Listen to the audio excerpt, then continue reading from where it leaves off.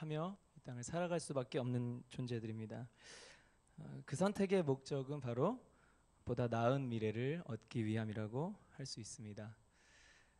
이렇게 우리가 선택해서 얻어지는 그 결과로 얻어지는 그 미래에는 두 가지 종류가 존재를 하죠.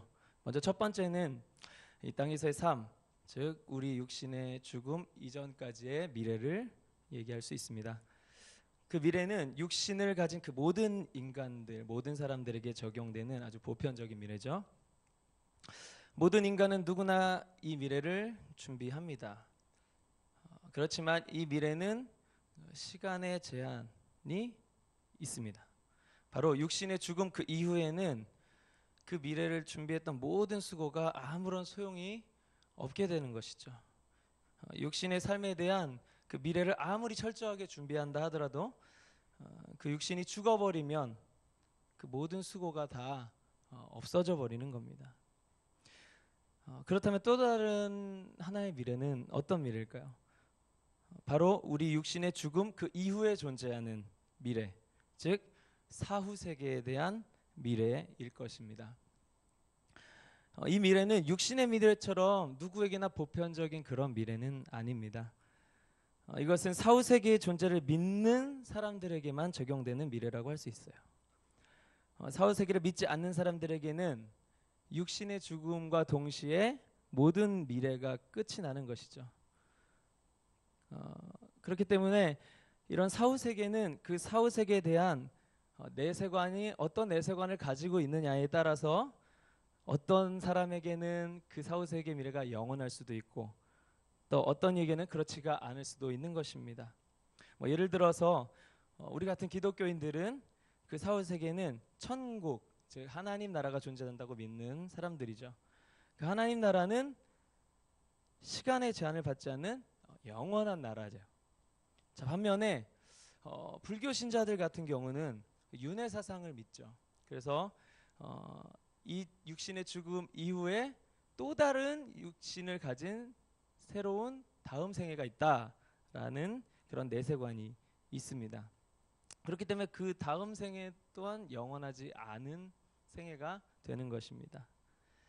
이렇게 육신의 죽음 이후에 미래가 존재한다는 것을 믿는 사람들이 그 미래를 준비하려고 할 때 그 육신의 죽음 이전의 미래, 그러니까 지금 살고 있는 우리 이 육신의 삶의 미래에도 영향을 주게 됩니다. 예수님께서는 기독교인들에게 하나님 나라에 들어가기 위해서 이 땅의 삶을 거룩하게 희생할 것을 말씀하고 계시기 때문입니다. 이것은 하나님 나라에 들어가기 위한 미래를 준비하는 것, 곧 이 땅에서의 미래를 희생해야 하는 그 영향을 준다라는 것이죠. 불교에서 또 석가모니는 그 불자들에게 다음 생에 더 좋은 생물로 태어나기 위해서는 지금 생에서 죄를 짓지 말아야 된다고 가르쳤어요. 이렇게 이 육신의 죽음 이후 사후 세계의 미래를 준비하는 것이 바로 이 땅에서의 삶과 어떤 상관관계가 있다는 것을 우리는 알 수 있습니다. 자, 이렇게 우리는 영원한 하나님 나라를 믿는 존재들이죠. 자, 그렇다면 우리는 어떤 영원한 하나님 나라에 들어가기 위해서 이 땅에서의 삶이 어떠한 선택이어야 하는 것인가? 오늘 그것을 함께 나누고 싶습니다. 앞서 말씀드린 사후 세계는 각자가 믿는 대로 그 믿는 거대로 여러 가지로 존재하는 것이 아니에요. 하나님 나라의 존재를 모르는 비기독교인들, 비그리스도인들이 그 존재를 모르기 때문에 우리와는 다른 잘못된 사후 세계관을 믿거나 혹은 존재하지 않는다고 생각하는 것일 뿐입니다. 때문에 그들에게 우리는 그들에게 하나님 나라의 존재에 대한 사실을 전해야만 하는 것이고 그들에게 있어서 하나님 나라의 존재는 존재하지 않는 것이 아니라 존재하는 것을 모르는 것일 뿐이라는 것을 우리가 깨닫게 해야 할 우리의 의무가 있습니다. 그들은 하나님 나라의 존재가 없다라고 믿기 때문에 당연히 그 미래를 준비할 이유가 또한 없는 것이죠. 이 땅에서의 삶이 전부라고 생각하는 겁니다. 이렇게 오늘 우리는 영원한 미래를 위한 선택이 어떤 선택인지 또 그 선택을 위해서 이 제한된 육신의 삶을 어떻게 준비해야 하는지를 오늘 주신 본문을 통해서 함께 살펴보기로 원합니다. 그것은 바로 다음 세대를 어떻게 준비해야 하느냐에 대한 선택이기도 한 것이죠. 바로 다음 세대들, 우리들의 다음 세대인 우리의 자녀들이 어떻게 영적으로 준비된 존재들이 될 수 있는가? 다음 세대들이 어떤 영적인 준비된 세대가 될 수 있는가? 그것이 중요한 이유는 그들이 바로 우리의 미래가 되기 때문입니다. 우리가 하나님 나라에 대한 내세관을 가지고 있으면서 또 우리 육신의 자녀들에게는 이 땅에서의 삶 또한 문제 없이 안위를 누리면서 살 수 있도록 두 가지를 동시에 가르치고 있는 것은 아닌지 우리의 모습을 좀 돌아보기를 원합니다. 앞서서 말씀드린 대로 예수님을 모르는 부모 세대들이라면 너무나 당연한 일이죠. 그렇지만 하나님 나라의 존재를 알고 있고 믿고 있는, 그곳에 가기를 원하는 우리들이 세상의 가치와 그 경쟁 논리를 따르는 것이 바로 하나님의 존재를 부인하는 모습은 아닌지 생각해 봤으면 좋겠습니다. 우리 자녀들이 올바른 가치관을 가지려면 먼저 그 부모가 그 가치관대로 행동을 해야겠죠. 세상의 가치가 아닌 하나님 나라의 가치관을 가르쳐야 됩니다. 안 되면 조상 탓이라는 말이 있어요. 단순히 얘기해서 자녀들의 모든 잘못은 다 부모 탓입니다. 그 부모가 잘못된 것은 그 부모의 부모가 잘못 키웠기 때문이에요. 자녀는 부모가 하는 대로 따라하기 때문에, 그대로 따라할 뿐이기 때문입니다. 오늘 이 시간에 그렇게 다음 세대를 우리의 육신의 미래만을 준비하는 세대가 아닌 영원한 미래를 준비하는 세대로 키울 것을 선택하고 결정하는 오늘 시간이 되었으면 좋겠습니다. 당장 눈에 보이는 유익이 아니라 영원한 유익을 선택하고 결단하는 저와 여러분이 되기를 예수님의 이름으로 축복합니다. 오늘 본문은 요셉이 그 형들로 인해서 이집트의 노예로 팔려가게 되고 또 하나님께서 그 이집트 왕 바로에게 꿈을 꾸게 하시고 그 꿈을 요셉이 해석하는 우리가 잘 알고 있는 이야기죠. 바로는 7마리의 암소와 7가지의 이삭의 꿈을 통해서 하나님께서 그 이집트 땅에 내리실 7년 이후에 그 7년 동안의 재앙, 흉년을 간접적으로 접했어요. 그렇지만 바로는 그 꿈이 어떤 뜻인지 깨닫지를 못했기 때문에 그것을 해석할 수도 없었죠. 그래서 그의 해결 방법은 요셉이라는 꿈을 잘 해석하는 사람을 불러서 대신 해석을 듣게 되는 겁니다. 자, 그 해석은 바로 이집트의 7년 동안의 풍년이 이루어지고 그 이후에는 7년간의 흉년, 기근이 들 것이라는 해석이었어요. 그리고 그 요셉은 그 꿈에 대한 자신의 대안, 그 꿈을 해석한 그 해석의 내용에 대한 자신의 대안을 바로에게 이야기하게 됩니다. 그것이 오늘 본문에 나와 있는 요셉의 대답이죠. 오늘 본문 35절 함께 읽어보겠습니다. 35절 시작. 이제 다가올 풍년 동안에 이 식량들을 모아드리고 원한 아래 이 곡식들을 각 성읍에 쌓아놓고 지키게 하십시오. 이 말씀을 통해서 우리는 4가지 사실을 깨달을 수가 있어요. 먼저 첫 번째는 바로 미래를 준비해야 할 때가 지금이다 라는 거예요. 이제 다가올 풍년 동안에 라는 말은요, 이때 풍년의 시기가 언제인지를 우리가 분별을 해야 된다라는 거예요. 저는 우리에게 주어진 영적 풍년의 시기가 바로 지금이라고 믿습니다.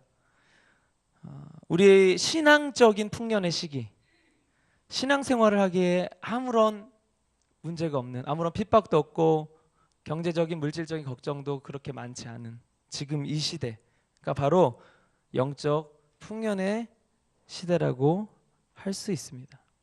또한 신앙생활을 돕는 많은 자료들, 서적들, 또 강의 영상들 있죠. 넘쳐납니다. 물질적으로도 아주 풍요롭습니다. 그렇기 때문에요, 신앙생활을 하기에 굉장히 사실 안정적이에요. 바로 이렇게 영적인 풍요의 시대가 우리 안에 이미 와 있다라는 사실입니다. 자, 그런데 여기서 중요한 사실이 한 가지가 있어요. 바로 풍년의 그 시기를 다음에 올 흉년을 대비하는 시간으로 사용할 수 있어야 된다는 겁니다. 하나님께서는 흉년을 허락하시기 이전에 먼저 풍년의 시기를 우리에게 주셨어요. 자, 이것은 우리에게 흉년을 대비할 수 있는 기회를 허락한 것이죠. 자, 이 기회는 몇 가지 요소를 가지고 있습니다.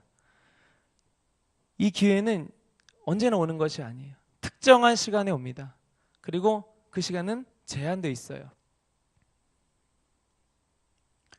언제까지나 계속되는 기회가 아니라는 거죠. 그렇기 때문에 우리가 이 기회를 놓쳐서는 안 되는 거예요. 당장의 이런 풍년이 우리의 미래에 유익으로 작용할 것인가, 그렇지 않을 것인가에 대해서는 이 풍년을 어떻게 사용하느냐에 달려 있는 것입니다. 그 풍년의 안주에서 당장의 어떤 안위를 누리고 즐기기만 한다면 우리는 미래가 불행해질 거예요. 우리 과거에 중세시대 때 우리 교회에 전성기가 있었죠. BC 313년 로마의 황제 콘스탄티누스, 방언이 나올 뻔했네요. 네. 콘스탄티누스 황제가 제정한 밀라노 칙령이라는, 네, 기독교를 국교로 공인한다라는 그 칙령을 통해서 기독교가 국교가 되었고, 그 대로마 제국에서 이제 기독교인으로 사는 것은 더 이상 핍박받는 존재가 아니라 당당한 힘을 가진 존재가 됐어요. 자, 그렇게 됐을 때 우리는 이것을 축복으로 생각할 수가 있었어요. 이제 신앙생활을 열심히 하면 되고 정말 아무런 고통 없이 행복하게 신앙생활을 할 수 있겠다. 자, 그런데 결과가 어땠어요? 영적 풍년의 시기에다가 살아온 그때 그 신앙이 성장하기는커녕 오히려 교회가 세속적 권력과 힘을 얻음으로 인해서 세속적 부패와 타락의 길을 걷게 됐습니다. 그래서 결국에는 로마 카톨릭과 우리 신교, 개신교가 분리가 되는 지경에까지 이르게 되었죠. 오히려 그 이전에 초대교회 때 핍박받던 때에 순교당하는 크리스찬들도 많았는데 오히려 크리스찬의 수는 어마어마하게 늘어났어요. 당장 눈에 보이는 우리 풍년이 우리에게 잘된 일이라고만 여길 게 아니라 오히려 이 시대만이 다음 시대를 대비할 수 있는 유일한 시기임을 우리가 바로 인식해야 되는 것이죠.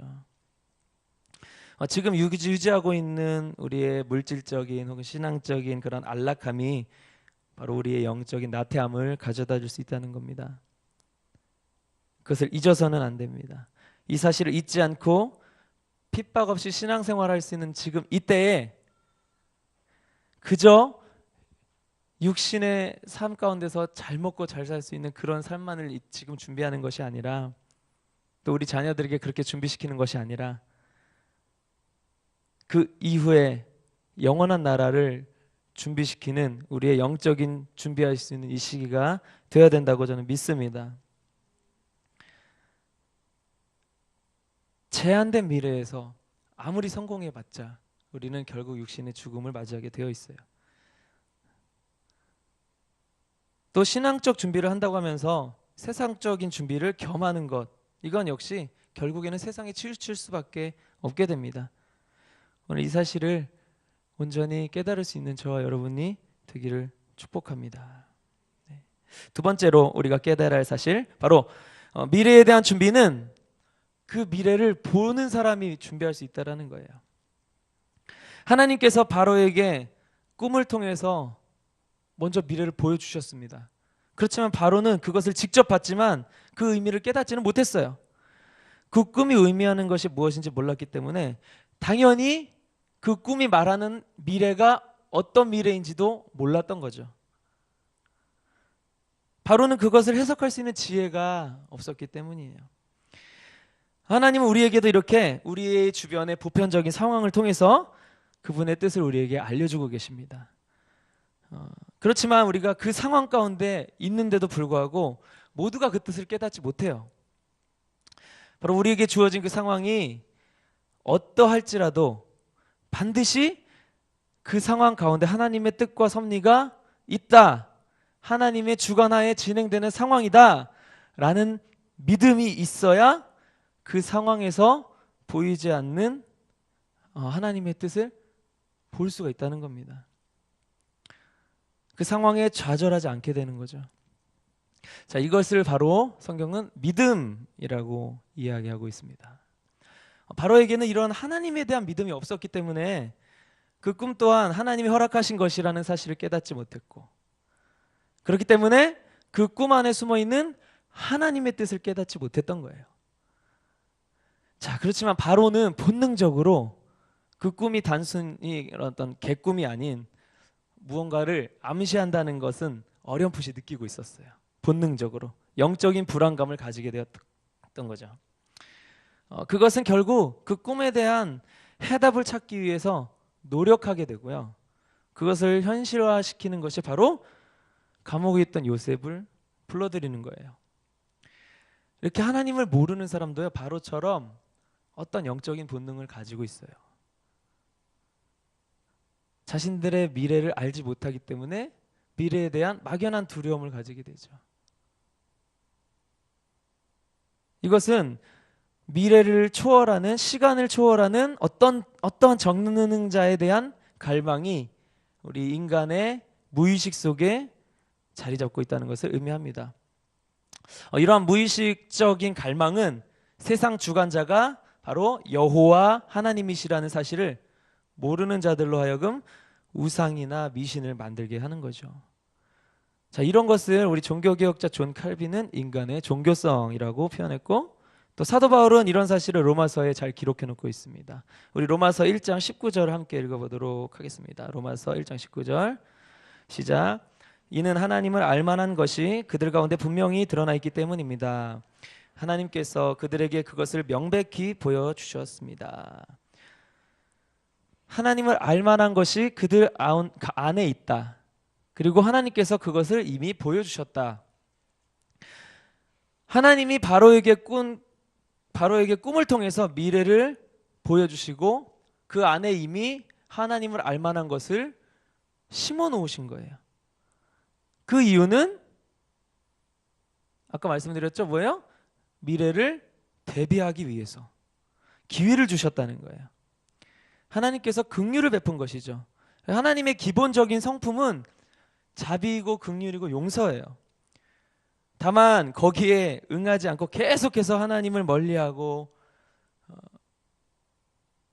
하나님과 멀어지는 그런 삶을 살 때 하나님은 비로소 공의로 심판을 하시는 거죠. 하나님은 우리에게 미래를 선택할 수 있는 자유의지를 주셨어요. 자, 그런데 그렇다 그래서 우리가 선택한 어떤 미래이든지 다 우리가 뜻한 대로 되는 건 아니에요. 선택할 수 있는 의지만 있는 거죠. 그 선택에 대한 각자의 결과가 이미 하나님으로부터 정해져 있다라는 사실이에요.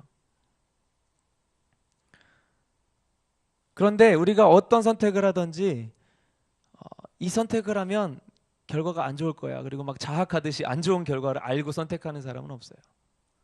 그 결과를 선택했을 때 반드시 좋은 미래가 될 거야 라는 믿음 혹은 확신 혹은 기대함으로 그 선택을 하죠. 단지 그 미래가 정말 하나님의 뜻으로 결정한 미래인지 혹은 내가 하나님의 뜻인지 알지만 내 뜻대로 결정하는 것이 정말 더 좋은 미래라는 착각 속에서 그것을 결정하는지 우리의 모습을 잘 돌아봐야 된다고 생각을 합니다.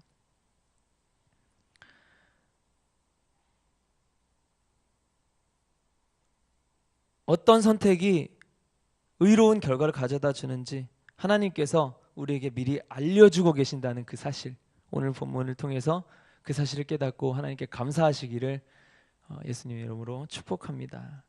세 번째로 우리가 깨달을 수 있는 것, 바로 우리는 하나님께서 꿈을 해석하고 미래를 볼 수 있는 그 지혜를 그 꿈을 꾼 장본인인 바로가 아닌 요셉에게 주셨다는 그 사실에 주목해야 될 필요가 있어요. 자, 왜일까요? 그것은 바로 바로와 네, 요셉의 차이가 무엇인지를 살펴보면 우리가 답을 알 수 있습니다. 요셉은 바로와는 달리 그 바로에게 꿈을 꾸게 하신 분이 이 세상의 모든 것의 주관자가 되시는 하나님이라는 그 믿음을 전제로 그 상황을 해석했던 사람이었기 때문이에요. 우리에게도 그 전제가 있어야 됩니다. 믿으시죠? 네, 세상 사람들은 그 전제를 편협하다고 이야기해요. 하지만 우리는 그것을 진리라고 믿습니다.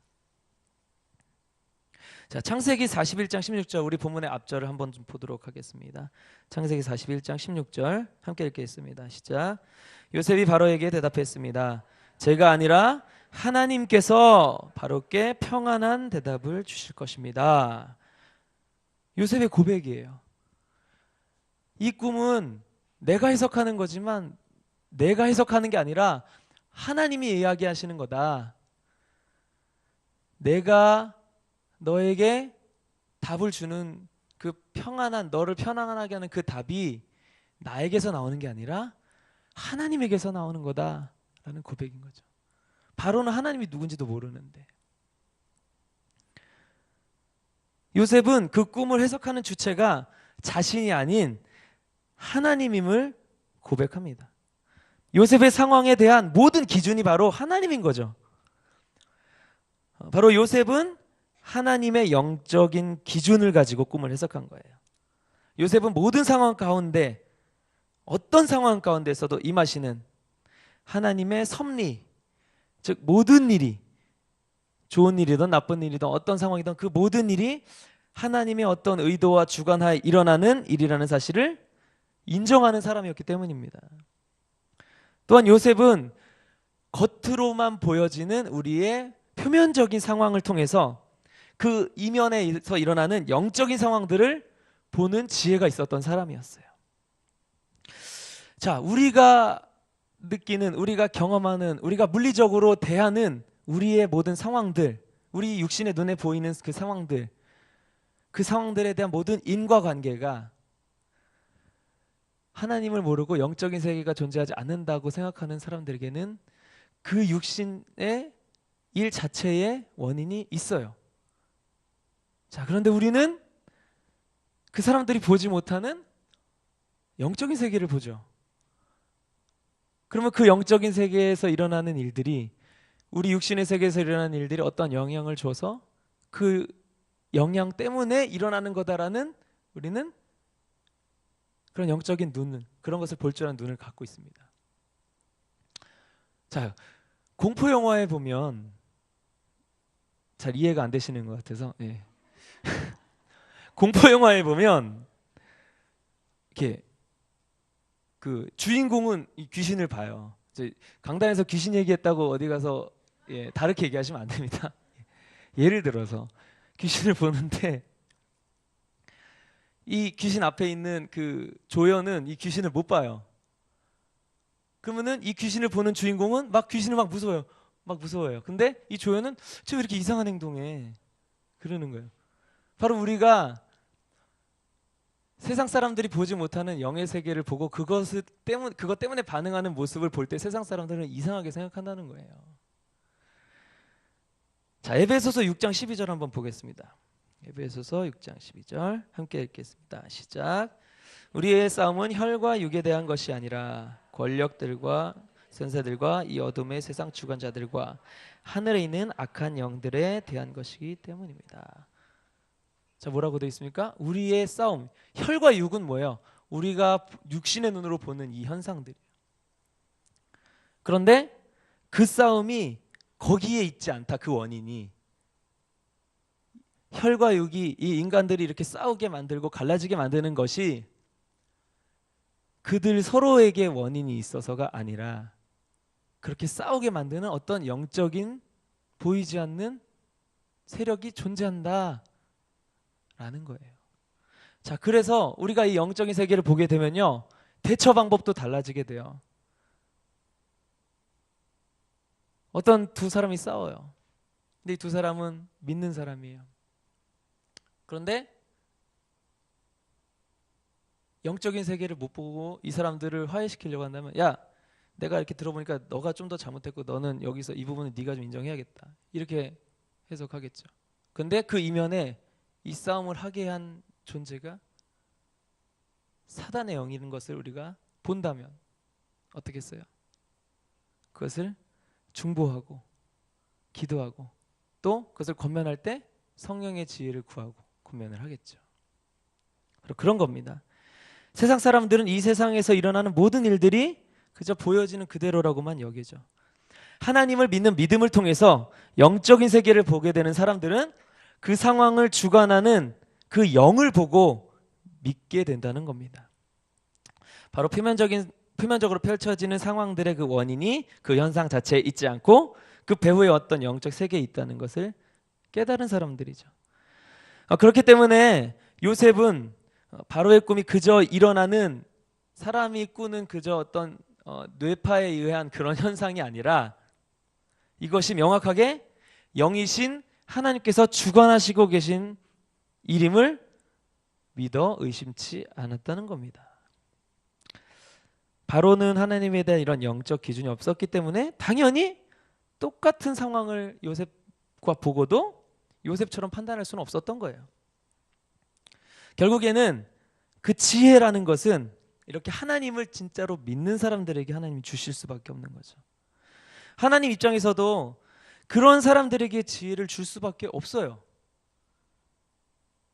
만약에 하나님을 모르는, 이런 영적인 원리를 전혀 모르는 사람에게 하나님께서 지혜를 그냥 줬다가는 당연히 영적인 세계를 모르기 때문에 육신의 세계만을 바라보기 때문에 주어진 지혜가 있으면 아싸! 이러고 내 육신의 성공과 안위를 위해서 그 지혜를 막 사용할 것. 하나님이 그 지혜를 주시는 이유도 뜻도 모르고 사용한다는 거죠. 자기의 사이사욕과 자기 욕심을 위해서 악용한다는 겁니다. 하나님이 지혜를 주시는 이유가 뭐예요? 하나님의 뜻을 그 사람을 통해서 이루기 위해서 단 한 가지입니다. 하나님을 믿지 않으면 당연히 하나님의 뜻도 믿지도 않고 모르기 때문에 그저 이 땅에서의 안위만을 위해서 그 지혜를 사용할 것이기 때문에 하나님께서는 믿지 않는 자들에게 지혜를 주실 수 없는 거예요. 자, 그렇다면 우리가 지혜를 얻기를 원하고 이 땅에서 지혜롭게 살기를 원하고 또 우리 자녀들이 지혜롭게 성장하기를 원한다면 어떻게 될까요? 믿음을 잘 지키면 됩니다. 온전한 믿음으로 하나님께 나아가면 돼요. 자녀가 지혜롭기를 원한다는 사람, 지혜롭게 해달라고 기도하는 사람이라면 그 지혜를 얻기 위해서, 그렇게 기도하고 나서 그 지혜를 얻기 위해서 세상의 어떤 학문과 지식을 습득하려고 막 노력하는 것, 그거 대신에 오히려 하나님을 믿는 믿음과 신앙을 그 자녀들에게 잘 심어주겠죠. 여기서 우리가 진짜 오해하지 말아야 할 것은 아까 말씀드린 것처럼 이 땅의 지혜는 이 땅의 성공을 위해 주어지는 것이 절대 아니라는 거예요. 그것을 위해서 지혜를 구한다면 단언컨대 그 신앙은 가짜 신앙입니다. 영적인 미래를 준비해야 될 우리에게는 앞으로 우리 앞에 펼쳐지는 상황의 그 표면을 보고 그 이면에서 움직이는 영의 상황을 보는 그 지혜가 필요합니다. 바로가 꿈을 보고도 영적으로 해석하지 못했지만 하나님이 지혜를 주신 요셉은 영적으로 해석했던 것처럼 요셉과 같은 우리가 담대한 믿음을 가지는 것이 곧 지혜를 얻는 것이라 할 수 있어요. 요셉의 믿음이 왜 담대하죠? 바로라는 세상의 권위자 앞에서 그 바로는 심지어 하나님을 모르는데 담대하게 하나님이라는 존재를 소개했다는 거예요. 담대한 거죠. 그리고 이 믿음은요, 어떤 상황에서도 반드시 하나님의 선한 의도가 있다라는 것을 믿는 믿음인 겁니다. 저는 얼마 전에 제 인생의 그 진로에 대한 극심한 고난을 겪었었어요. 제가 생각한 앞으로 펼쳐질 최악의 시나리오가 지금 현실이 되었습니다. 아멘이 아니고요. 네. 그런데 재미있는 사실은요. 그렇게 최악이 된 지금 미래에서의 그 지금의 현실이 제가 지금은 최악으로 여기지 않는다는 사실이에요. 그때는 지금 올 이 상황이 최악이라고 여겼어요. 근데 지금은 최악으로 제가 보지 않아요. 왜죠? 그 상황이 변한 건 전혀 없는데 그 상황을 대하는 저의 가치관이 달라졌기 때문인 거예요. 그 고난을 뚫고 나온 지금의 저에게는 오히려 축복의 상황이 된 거죠. 하나님께서는 이렇게 우리 앞에 놓인 고난을 우리에게 해결해 주시기 위한 방법으로 그 상황을 바꿔주시는 것이 아니라 그 상황을 이길 수 있는 힘을 주신다라는 거예요. 우리 신앙이 어릴 때는 먼저 상황을 이렇게 먼저 바꿔주시면서 우리가 자녀를 키울 때도 그렇잖아요. 먼저 해주잖아요. 어릴 때는 먼저 바꿔주시면서 따라오도록 이렇게 해주십니다. 자, 그런데 믿음이 온전히 생기고 이제 성화의 단계에 들어가야 돼요. 성장을 해야 돼요. 그렇게 됐을 때는 하나님께서 상황을 허락하시기 이전에 먼저 그 믿음을 보기를 원하시는 거예요. 바로 이스라엘 민족이 출애굽 직전에는 홍해를 건널 때 홍해의 강물을 먼저 갈라주셨지만 40년 광야 생활을 통해서 훈련이 되어지고 몇 번의 전쟁을 통해서 이들이 영적으로 단단해진 이후에는 어땠습니까? 요단강을 건널 때 먼저 발을 물에 담그라고 하세요. 자, 그 훈련 과정이 없었다면 홍해 시대 때 이 이스라엘 민족이라면 요단강에 발을 담그라는 말에 순종을 할 수 없었겠죠. 하나님께서는 우리에게 감당할 만한 시험만 주신다라는 겁니다.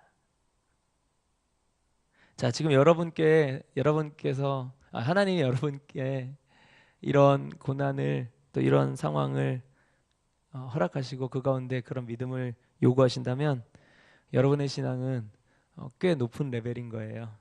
네, 그것을 깨닫고 감사하실 수 있기를 바랍니다. 네, 마지막 네 번째로 우리가 깨달을 수 있는 것 바로 요셉의 선택.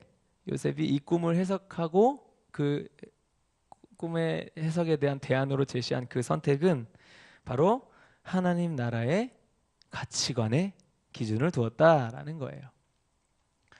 꿈을 해석하는 과정도 하나님을 기준으로 했고 영적인 세계를 기준으로 그것을 보고 나서 해석한 다음에 그것에 대한 대안을 제시하는 것도 하나님의 영적인 기준으로 했다라는 겁니다.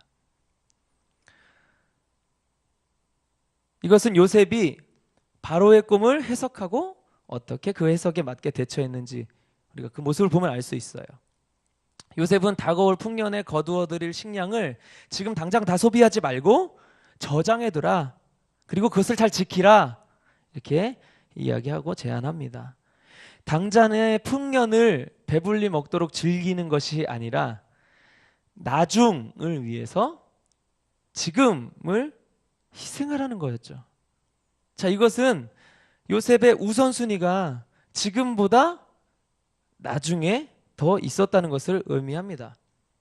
자, 나중을 위해서 지금을 희생하는 원리.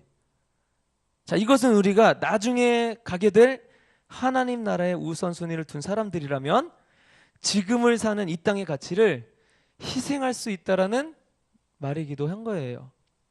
지금도 누리고 나중도 대비할 수는 없다라는 거예요. 자, 누가복음 16장 13절 우리가 잘 아는 말씀인데 한번 같이 읽어보겠습니다. 시작. 한 종이 두 주인을 섬기지 못한다. 이 주인은 미워하고 저 주인을 사랑하든가 저 주인에게 헌신하고 이 주인에게 무시하든가 할 것이다. 너희가 하나님과 재물을 동시에 섬길 수 없다. 사람은 두 가지 이상의 상황에 선택이 주어졌을 때요, 여러 상황을 동시에 진행할 수가 없어요. 왜요? 물리적으로 제한된 존재이기 때문에. 그렇기 때문에 그때마다 내가 더 중요하다고 생각하는, 더 높은 가치를 부여하는 그 상황에 우선순위를 두고 그것을 선택해서 진행하게 됩니다. 자, 학계 1장을 보면요, 이스라엘 민족들이 70년간의 포로 생활을 마치고 가나안 땅으로 귀국을 해요. 그런데 그 땅은 이미 전쟁으로 황폐화가 돼 있어요. 폐허가 돼 있어요. 그러면 어떻게 해야 되겠어요? 우리가 그 땅에 가서 먼저 우리가 살 집부터 짓고 이렇게 해야 되잖아요.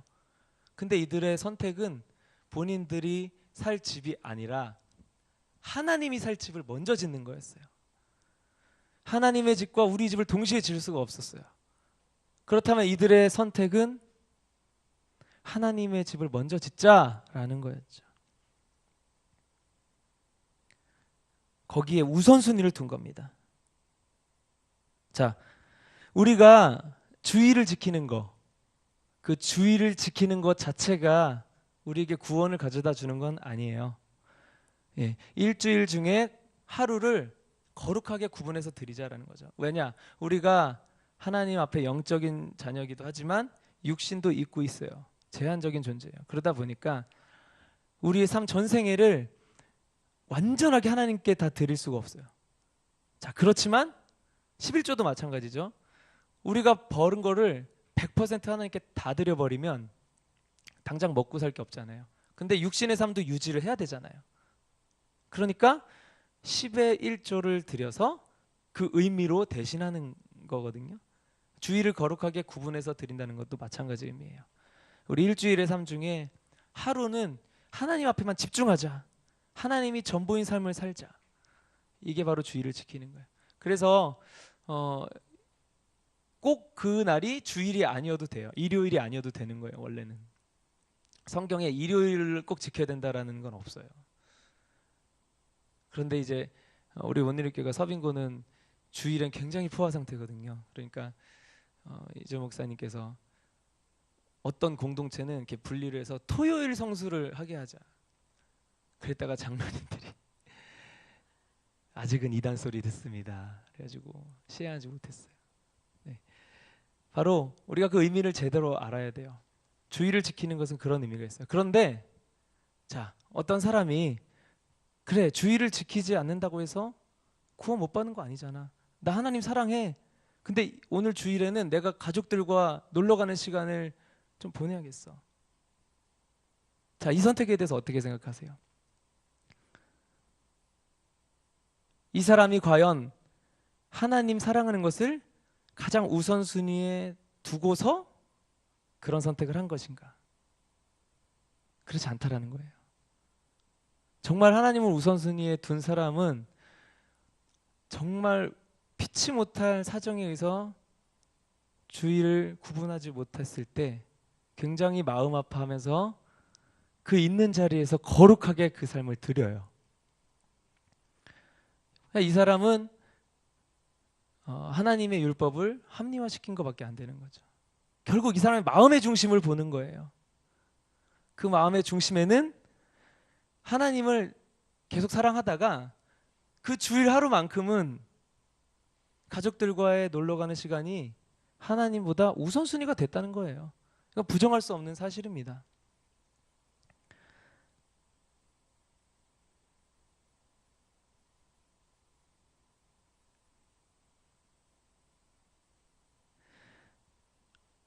우리가 우선순위를 매긴다는 것은요, 서열을 매긴다는 것과 같아요. 자, 서열을 1위, 2위, 3위 해가지고 10위까지 이렇게 매겼다고 가정을 해보겠습니다. 그런데 1위에 돈이 있어요. 1위에 내가 사랑하는 사람이 있어요. 1위에 내 명예가 있어. 그리고 2위에 하나님이 계셔요. 자, 근데 2위에 있는 것도 굉장히 상위권이잖아요. 하나님 꽤 사랑하는 거잖아요.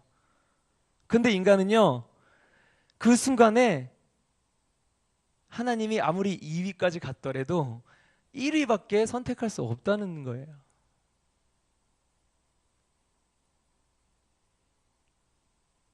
자, 이렇게 우리가 무엇을 선택하느냐는 우리가 무엇을 가장 큰 가치로 두고 있느냐와 연결이 돼요. 이 땅의 안위를 포기하고서라도 하나님 나라의 소유권을 얻기 위해서 하나님 나라의 가치를 서열 1위에다가 놓는 것, 이것을 우리는 하나님 나라의 가치관을 가진 사람이라고 이야기합니다. 조금 가슴 아픈 이야기를 한번 해보겠습니다. 만약에 저도 이번에 둘째를 출산을 했는데요, 우리 두 자녀가 다 똑같이 사랑스럽습니다. 근데 이 두 자녀가 동시에 물에 빠졌다고 가정을 해보겠습니다. 저는 한 사람이에요. 둘을 동시에 구할 수 없어요.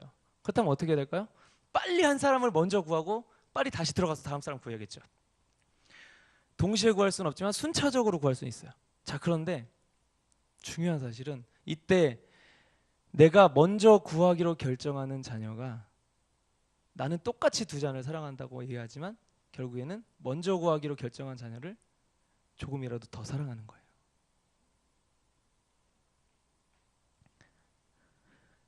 두 번째로 구하는 자녀를 안 사랑한다는 게 아니라, 안 사랑하면 그냥 빠져죽게 내버려 두겠죠.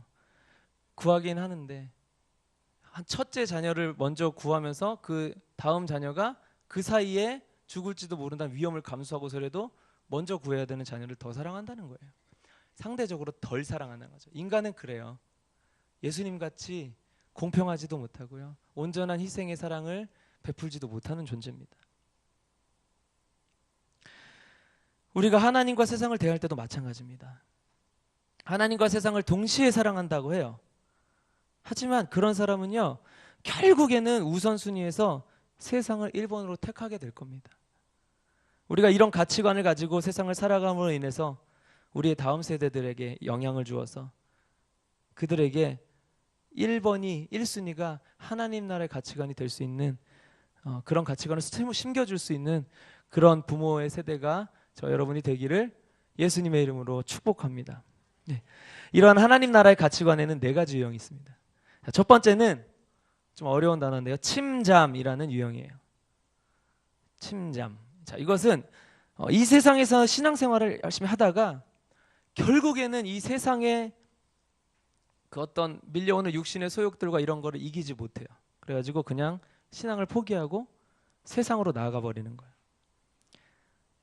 자, 이런 사람은 비록 전에 신앙이 있던 사람이라 할지라도 하나님 나라는 갈 수가 없어요. 두 번째는 고립이라는 거예요. 이 세상 속에서 신앙을 지키는데 세상의 그 세속적 가치관이 나를 너무 힘들게 해요. 그래서 안 되겠다, 피해가지고 산속으로 도망가서 살아야 돼. 나 혼자서만 신앙 지키면서 살아야지. 자, 이것도 진짜 신앙이라고 할 수는 없어요. 왜냐하면 복음을 가진 사람은 그 신앙을, 그 복음의 기쁨을 혼자 갖고 있지 못하고 전할 수밖에 없고 전해야만 되는 사명이 있기 때문이죠. 자, 세 번째 유형은 바로 타협이라는 거예요. 세상과 하나님 나라에 양다리 걸치는 거죠. 쉽게 말하면. 자, 이런 양다리는 결국에는 세상 쪽으로 기울어요. 자, 마지막 4번째는 변혁이라는 유형입니다. 자, 이것은요, 우리가 신앙으로 단단하게 무장하고 세상 가운데 깊숙이 들어가요. 가서 오히려 그 세상의 가치관에 물들지 않고 하나님 나라의 가치로 그 세상을 거룩하게 물들게 할 수 있는 그런 사람을 이야기하는 겁니다. 그 세상에서 트러블 메이커가 된다는 소리가 아니에요. 세상 논리에 흡수되지 않고, 그렇지만 순응은 해요. 하면서 하나님 나라의 가치를 잃지 않고 그 가치관대로 삶을 살아내는 거죠. 우리 대부분은 타협에 속해 있지 않을까 하는 생각을 해봅니다. 저도 마찬가지고요. 자, 그렇지만 우리가 궁극적으로 지향해야 될 목표는 어딜까요? 변혁의 삶인 겁니다. 네, 우리 본문 36절 한번 읽어보도록 하겠습니다. 36절 시작. 이 양식들은 이집트 땅에 일어날 7년 동안의 흉년에 대비한 식량이 될 것입니다. 그러면 이 땅이 흉년으로 망하는 일이 없을 것입니다. 자, 우리가 이 36절을 통해서 알 수 있는 2가지 사실이 있어요. 그 첫 번째는 그 요셉의 지혜는요, 풍년이 아닌 흉년 때 그 빛을 발했다라는 거예요.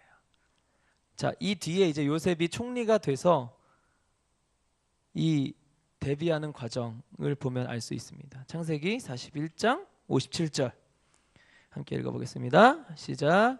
땅에 기근이 심했기 때문에 온 세상 사람들이 곡식을 사러 이집트에 있는 요셉에게로 왔습니다.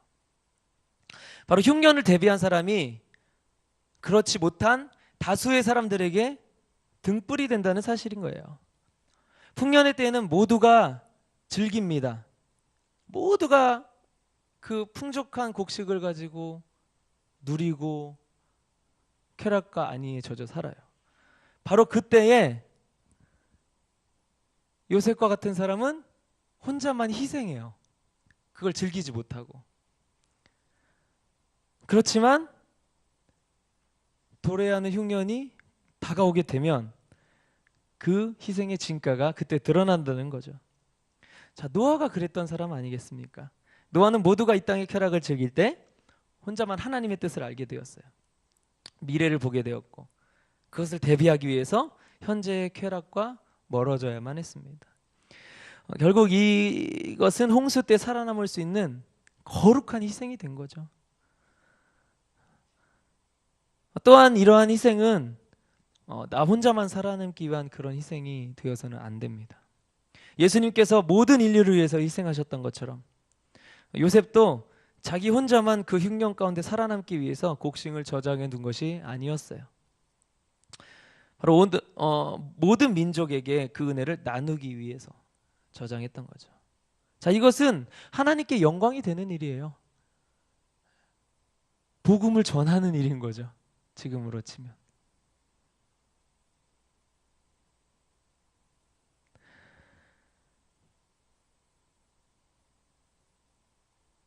하나님의 뜻에 순종해서 그렇지 못한 사람들에게까지 선한 영향을 미치게 하는 것. 우리가 영적 흉년을 위해서 신앙으로 우리의 미래를 준비해야 되는 것도 바로 그런 이유입니다.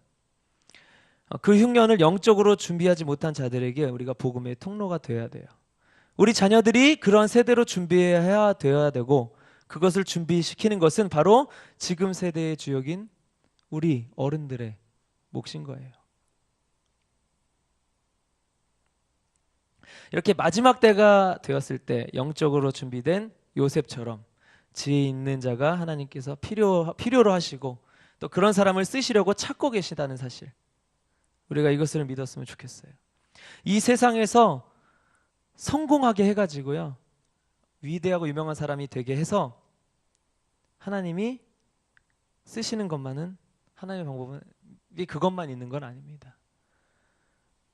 최근에 아주 이름을 날리고 있는 래퍼 BY가 바로 하나님께서 그렇게 쓰시는 존재죠. 근데 그렇지 않게 사용하시는 하나님의 방법도 있어요.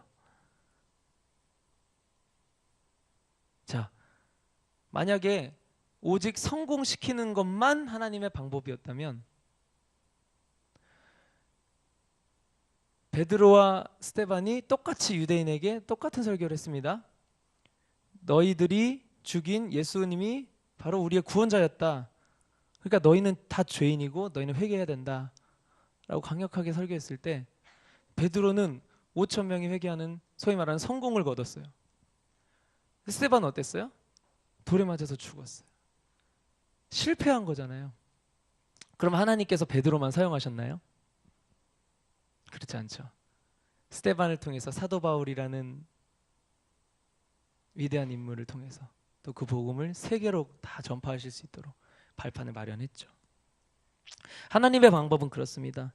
우리는 이해할 수가 없어요. 우리의 시각으로, 이 영적인 육신의 가치관으로는 실패인 것 같은데 하나님께서는 세상적으로 실패하던 성공하던 그것을 중요하게 생각하시는 것이 아니라 그 행위를 통해서 하나님의 뜻이 흘러가느냐 안 흘러가느냐가 더 중요한 거예요. 우리 자녀들, 우리 다음 세대들이 바로 이렇게 세속적인 성공을 기준으로 삼고 사는 사람이 아니라 하나님의 뜻을 흘려보내는 거룩한 통로의 삶을 살게 되기를 소망하고 있습니다. 네. 두 번째 사실, 우리 36절 후반부에 말씀하시는 것처럼 어때요? 준비된 자에게는요, 망하는 일이 없을 것이다 라는 사실입니다. 자, 여기서 하나님께서 망하지 않는 것을 보장하는 그 미래의 영역은요, 바로 이 땅에서의 삶이 아니라 영원한 하나님 나라의 삶을 이야기하고 있는 거예요. 자, 왜냐하면 우리의 준비는 세속적인 준비가 아니라 영적인 준비이기 때문이죠. 영적인 것을 준비한다는 것은 세속적 가치를 포기하고 희생해서 하나님 나라의 가치를 이루는 것을 뜻하는 거예요. 자, 그렇기 때문에 영적인 준비를 하는 사람은 이 땅에서의 삶은 실패할 수도 있어요. 단 그것이 하나님 나라에 가지 못하는 실패가 아니라 이 세상 기준에서의, 세상 가치관에서 볼 때의 실패라는 거죠. 말씀 한 구절 읽어보겠습니다. 요한 1서 3장 2절. 요한 1서 3장 2절 함께 읽겠습니다. 시작. 사랑하는 여러분, 이제 우리는 하나님의 자녀들입니다. 우리가 어떻게 될지는 아직 모르지만 그리스도께서 나타나시면 우리도 그분과 같이 될 것임을 우리는 압니다. 우리가 그분을 있는 모습 그대로 볼 것이기 때문입니다. 자, 우리가 하나님의 자녀가 되었어요. 그런데 하나님의 자녀가 됐는데 우리가 어떻게 될지 아직 모른대요. 이게 뭐냐면요, 바로 육신의 삶은 내가 보장할 수 없다. 하나님의 자녀라고 해서 육신의 삶을 막 성공하고 남한테 무시당하지 않고 그렇게 살 수 있다라는 삶으로 내가 이야기할 수는 없다, 이겁니다. 자, 그런데 모르지만 그리스도께서 나타나시면 뭐예요? 내 안에 예수님의 형상이 온전히 자리 잡으면 예수님 같이 될 거다. 예수님 같이 되는 건 뭐예요? 하나님의 자녀가 된 것이고, 하나님의 자녀가 되었다는 것은 하나님 나라 갈 수 있는 자격을 허락받았다는 거죠. 하나님께서 보장하시는 미래는 육신의 죽음 이후의 미래를 말씀하시는 거예요. 이 땅에서의 미래는 하나님의 필요에 따라서 잘 될 수도 있고 안 될 수도 있는 겁니다. 어차피 이 땅은 아무리 잘 먹고 잘 살아도 결국은 육신의 죽음으로 끝이 나기 때문에 결국에 망하는 거예요. 그렇지만 영적인 준비를 제대로 한다면 구원만은 반드시 약속하시는 하나님이 저와 여러분의 하나님이십니다. 아멘. 자, 이렇게 미래가 망하는 일이 없도록 대비하는 일을 마지막 때인 지금 해야 된다는 거예요. 자, 왜 지금이 마지막 때라고 여겨질까요? 요한일서 2장 18절에 잘 나와 있습니다. 함께 읽겠습니다. 시작. 자녀들이여, 지금이 마지막 때입니다. 그리스도를 적대하는 사람이 올 것이라고 여러분이 들은 대로 지금 그리스도를 적대하는 사람들이 많이 나타났습니다. 그래서 우리는 지금이 마지막 때인 줄 압니다. 자, 요한일서의 수신자가 바로, 이 구절의 수신자가 바로 다음 세대의 등불로 준비되어야 되는 자녀들이라는 거예요. 자녀들에게 지금이 마지막 때라고 말씀하고 계신 겁니다. 그 증거가 바로 예수님을 대적하는 사람들이 많이 나타났다라는 거죠. 자, 그러면 우리가 지금을 마지막 때라고 한다면 예수님을 대적하는 그 많은 존재들은 누구일까요? 자, 바로 동성애를 옹호하거나 그로 인해서 차별금지법을 통과시키려고 하거나 또 무슬림들의 그 테러들, 그런 것들이 다 예수님을 대적하는 세력들이 아닐까 생각합니다. 자, 이런 그리스도를 대적하는 자들 속에서 다음 세대를 믿음과 신앙으로 어떻게 준비시킬 수가 있을까요? 저는 이런 상황들을 보면서 처음에는 그 법들을 바꾸기 위해서 막 투쟁을 해야 된다고 생각하고, 또 그 IS의 그 테러 단체들과도 싸워서 그들을 다 전멸시켜서 우리가 신앙적으로 안정되게 신앙생활할 수 있는 세계를 다시 한번 만들어야 된다, 막 이런 생각을 가지고 있었어요. 자, 그런데요, 그런 생각 이면에는요, 내가 신앙생활을 순탄하게 하지 못할까 봐 걱정하는 두려움이 자리 잡고 있었다는 사실을 발견을 하게 됐어요. 하나님께서 그때 어떤 마음을 저에게 주셨냐면요, 그 마지막 때에 네가 지금 이렇게 강단에서 설교하고 전도사라고 그래도 대우받고 있는 그런 상황 속에서 네가 신앙을 지키는 게 아니라 그렇게 핍박받을 때, 그리스도를 대적하는 자들이 대다수가 지배하는 그 세상에서도 네가 신앙을 지킬 수 있으면 그게 진짜 신앙이다, 그렇게 말씀을 하시더라고요. 즉 하나님의 관심은 우리가 그런 그리스도를 대적하는 사람들을 무찌르는 데 있는 것이 아니라 어차피 마지막 때는 성경에서 예언된 대로 오고 있기 때문에, 예수님 재림하시기 전에 전조 증상이기 때문에, 현상이기 때문에, 단지 그 시대 가운데 우리가 우리의 신앙을 어떻게 지켜낼 것인가에 하나님의 관심이 있으셨다라는 거예요.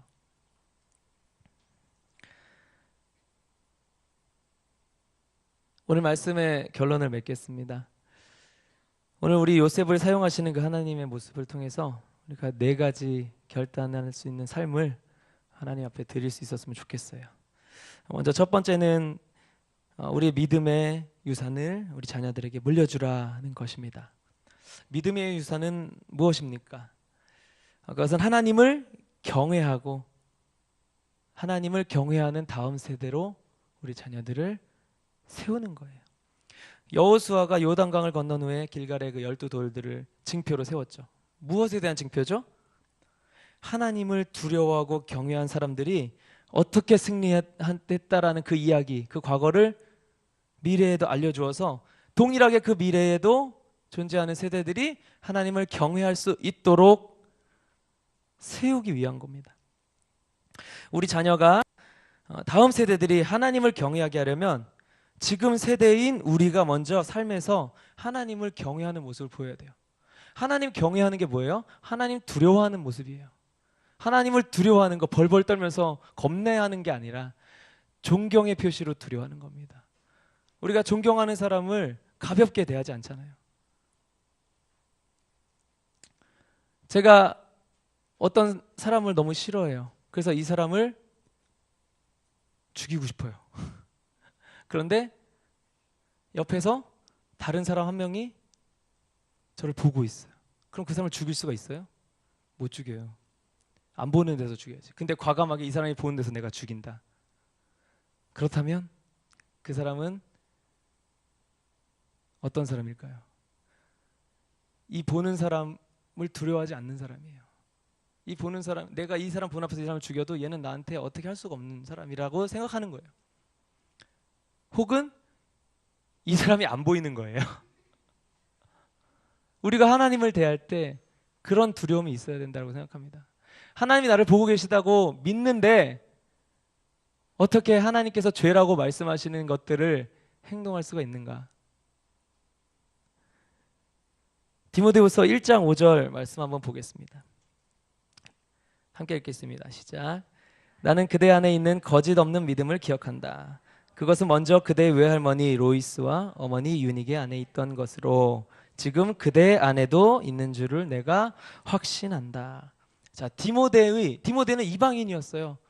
근데 디모데가 어떻게 이런 신앙을 갖게 됐느냐? 바로 그 어머니와 외할머니가 정말 모범된 신앙의 모습을 보였고 그 모습이 네 안에도 들어갔다. 사도 바울이 이렇게 축복을 하고 있는 겁니다. 부모 세대의 본이 되는 삶이 어떤 교육이 아니더라도 그 다음 세대 안에 있다는 것, 이게 바로 유산인 거예요. 또한 부모에게 있어서 자녀가 우상이 되지 말아야 됩니다. 저는 저희 자녀들에 대해서 약간 좀 강박적으로 이렇게 다치거나 이러는 것에 대해서 좀 심하게 걱정을 좀 해요. 저희 기도 제목이기도 한데요. 조금이라도 넘어지고 심하게 장난쳐 다칠 것 같으면 정말 심하게 혼을 내고 그 행동을 못하게 합니다. 근데 어린아이들은 당연히 장난치기도 하잖아요. 그게 왜예요? 제가 어떤 그 아이들을 괴롭게 하기 위해서가 아니죠. 그 아이들을 너무나 소중하게 생각하기 때문인 건데 그것이 과잉이 되면 어떻게 돼요? 하나님보다 우선순위에 놓이게 되는 거예요. 이게 우상이 되는 겁니다. 부모의 대부분은 자녀가 우상이에요.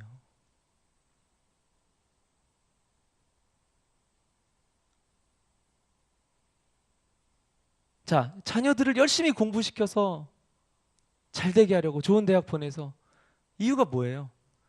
그 자녀를 내가 돌볼 수 없을 때 얘네들이 살아갈 힘을 주기 위해서잖아요. 근데 그 이 땅에서라는 거죠. 하나님께 맡기지 못하는 거예요. 근데 자녀가 다 성장했는데도 내가 끼고 있어요. 왜 딸이 시집을 갔는데 그 근처에서 사십니까? 네. 정신적인 자립이 안 되는 거예요, 자녀들이.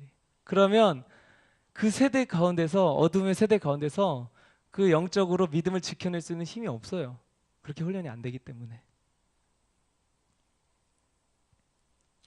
두 번째는 우리가 믿는 자라면 과감하게 이 땅에서의 경쟁과 성공을 버리고 하나님 나라의 가치를 택하라는 것이에요. 경쟁을 통한 성공은요, 하나님의 논리가 아닙니다. 사단의 논리예요. 성경 어디에도 성공이라는 단어가 없어요. 바로 원죄로 인해서 타락한 이 세상 가운데 존재하는 이 세상을 지배하는 지배 원리, 뭐죠? 약육강식. 근데 하나님이 처음 만든 세상은요, 약육강식이 없었어요. 강하고 약하고 누가 그런 게 없었어요. 사자랑 어린 양이 친구였어요. 근데 이렇게 타락한 세상의 논리에 그런 경쟁이라는 거에 적극적으로 뛰어들어요. 이게 하나님 소망이 있는 사람의 모습인가? 전 돌아봐야 된다고 생각을 합니다. 자, 우리가 이 경쟁이라는 구도는요, 내가 아주 뭐 완전한 탑의 위치에 가지 않더라도 내가 어느 정도 그냥 누구한테 피해 안 주고 살 정도로만 경쟁에서 어느 정도 이렇게 안정적으로 살고 싶어. 그런다 하더라도 내가 열이 아니라 1만 내가 갖더라도요, 이 세상 어딘가에서는 그 1만큼 빼앗기는 사람이 생겨요. 이게 경쟁의 원리예요. 그런데 그런 경쟁의 원리 속에서, 논리 속에서 예수님께서는 인간의 몸으로 오셔서 거기에 적극적으로 뛰어들어서 경쟁에서 이겨서 그렇게 예수님을 드러내신 것이 아니라 지셨다는 거. 예수님이 그렇게 사셨다는 거. 이게 중요한 사실입니다. 우리 자녀들을 경쟁에 능한 자로 키우지 않기를 축복합니다. 네. 세 번째는 영적 위기의식을 가지라는 거예요.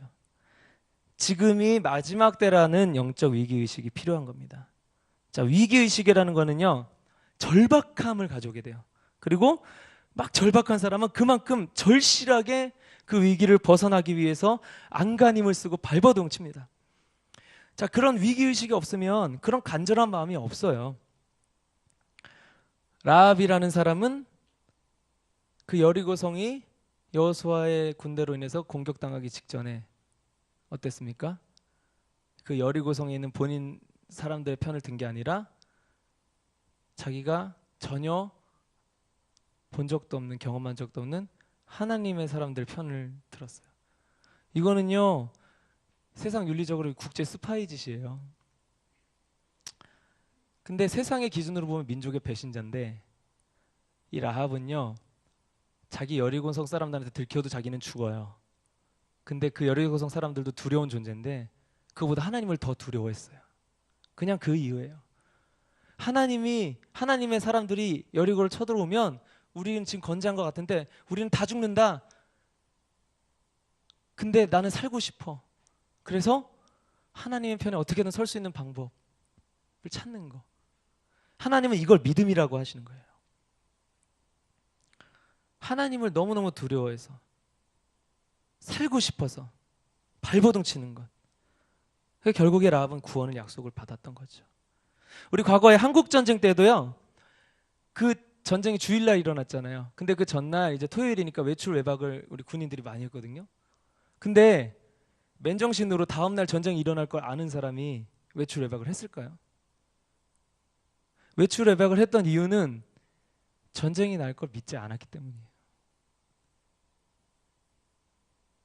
우리도 마찬가지입니다. 지금 영적인 위기의식 없이 이 상태로 쭉 진행될 거야 라고 생각하는 사람들은 다음을 준비하지 못해요. 오늘 본문에 나와 있는 바로처럼. 이 위기의식이 있다면 바로 그리고 우리 자녀들이 다음 세대에 영적인 전쟁을 할 수 있도록 훈련시키는 준비를 할 수 있을 거라고 생각을 합니다. 마지막 네 번째로, 내가 옳다고 선택한 가치관대로 살아라. 도전하고 싶습니다. 우리는 다 하나님을 믿고 예수님을 구원자라고 믿는 사람들입니다. 아멘. 네, 그렇다면 우리가 믿고 보는 그 가치관을 우리 삶에서도 나타내야 된다는 거예요. 하나님께서는 이것을 순종이라고 말씀하십니다. 이러한 순종은 그 순종의 행위 자체가 구원을 주지는 못하지만 구원받은 자의 그 행위가 순종으로 나타나야 진정한 믿음인 거예요. 지금 이때는 분명히 영적인 풍요의 시대입니다. 그리고 이 다음 세대는 반드시 영적인 흉년이 올 겁니다. 저와 여러분이 믿음으로 이 흉년을 대비하고 우리 다음 세대를 그 흉년의 때에 믿음으로 지켜내는 그런 자녀들로 준비시키기를 소망합니다. 그래서 우리 모두가 이 땅의 거룩한 희생 위에 하나님 나라의 소망을 품을 수 있기를 예수님의 이름으로 축복합니다. 시간 함께 같이 기도하기를 원합니다. 오늘 주신 말씀이 하나님 내 삶에서 생명의 말씀이 되게 하시옵소서. 능력을 발휘하는 말씀이 되게 하여 주시옵소서. 주님, 내가 그동안에 예수님을 믿는다고 하면서 세상 가치를 따랐던 그런 모습이 있었음을 고백합니다. 오늘 이 시간 진정으로 주님 앞에 회개하고 다시 한번 우리의 육신의 소욕을 이겨낼 수 있는 성령의 능력을 간구하며 함께 통성으로 기도하기 원합니다.